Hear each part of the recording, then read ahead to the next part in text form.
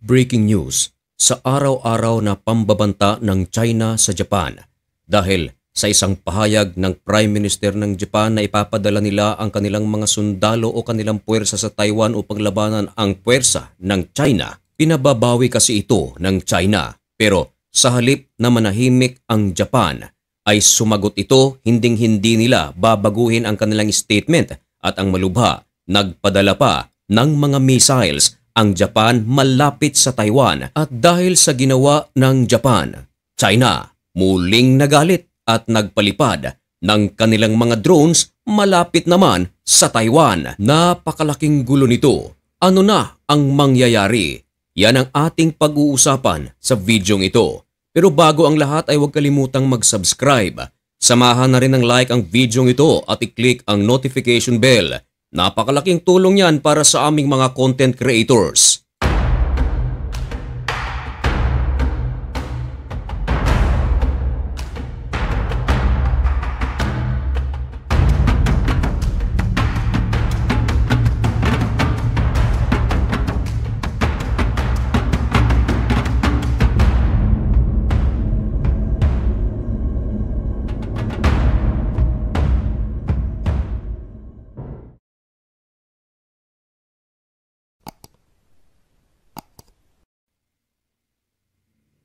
Maligayang pagbabalik mga kaibigan. Kumusta kayong lahat? Ngayon ay November 28, 2025 at nagbabaga at napakabagong balita ang ating ihahatid sa inyo. Ito ay tungkol sa painit ng tensyon sa pagitan ng China at ng Japan. Tama ang inyong narinig.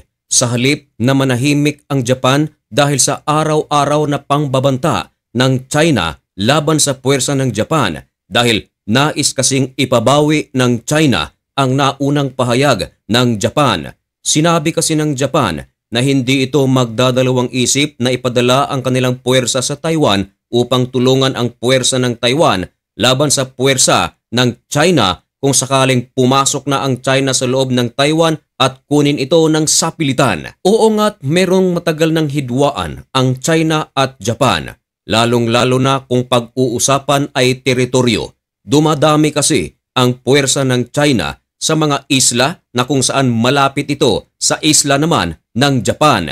Hinding-hindi ito papayagan ng Japan sabagat ang kanilang pag-aari ay kanilang poprotektahan. Nangyari na rin minsan na kung saan merong eroplano ng China na malapit naman sa aerial territory ng Japan, agad na nagpalipad ng mga fighter jets ang Japan upang salubungin ang nasabing eroplano ng China. Pero sa pagkakataong ito, buhat ng magpahayag ng isang napakatinding komento ang Prime Minister ng Japan na sinabi nito na hindi ito magdadalawang isip na ipadala ang kanilang puwersa sa Taiwan upang kalabanin ang puwersa ng China. Magmula noon, meron ng palitan ng war of words ang China at Japan. Humantong pa sa pagpapahinto ng ibang mga produkto ng China papasok sa Japan. Ganon din ang Japan. Binalaan na ang kanilang mga mamamayan na mag-ingat, lalong-lalo na ang mga Japanese na nasa China. Ayon sa China ay isang napakalaking insulto ang ginawa ng Japan. Kaya nais nitong baguhin ang unang pahayag ng Japan. Pero nagsalita rito ang Japan ayon sa kanila ay hinding-hindi nila babaguhin ang kanilang naunang pahayag.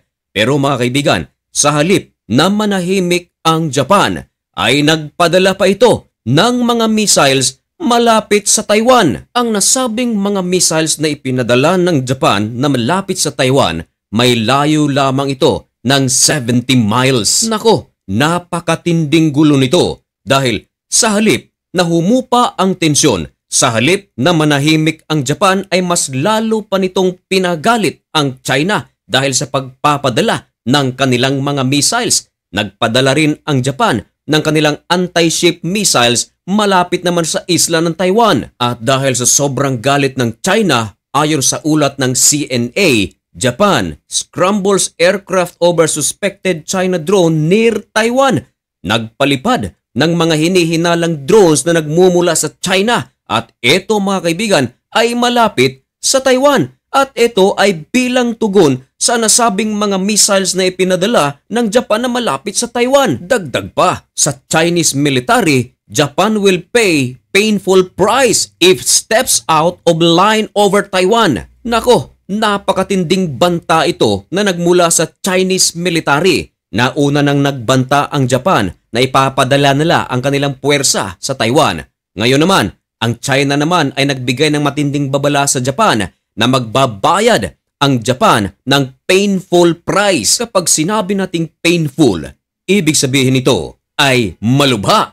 Ayon naman sa ulat ng Al Jazeera, ang China ay nagbigay ng isang matinding babala sa mga foreign countries na kung sino man ang makikialam sa kanilang problema sa Taiwan ay magbabayad. Ganito ang sinabi ng kanilang ulat: China warns foreign interference in Taiwan will be crushed. Nako, matinding gulo ito. Kapag sinabing foreign countries, magiging kasabi rito ang Amerika, ang Japan at iba pang mga kaalyado ng Taiwan na nais namang ipagtanggol ang kanilang kaibigan.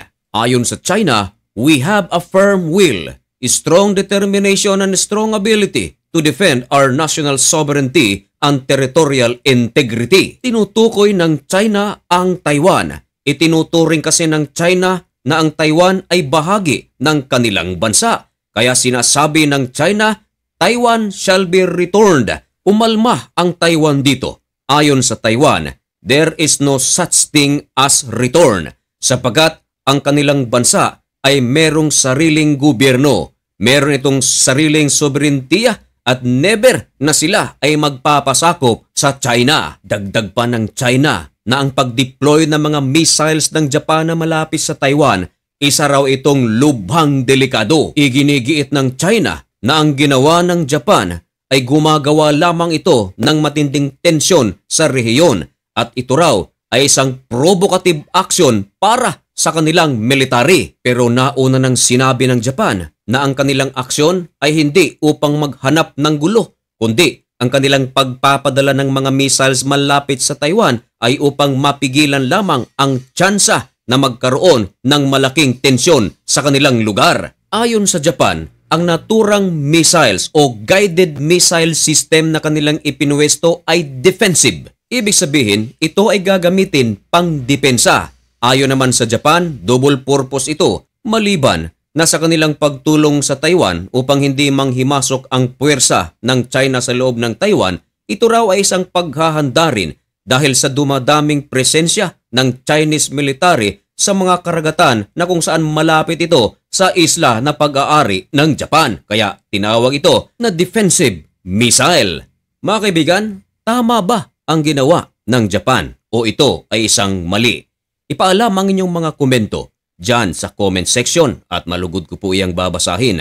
At mga kaibigan, hanggang dito na lamang muna ang video ito. May God bless you and thank you so much for watching. Goodbye!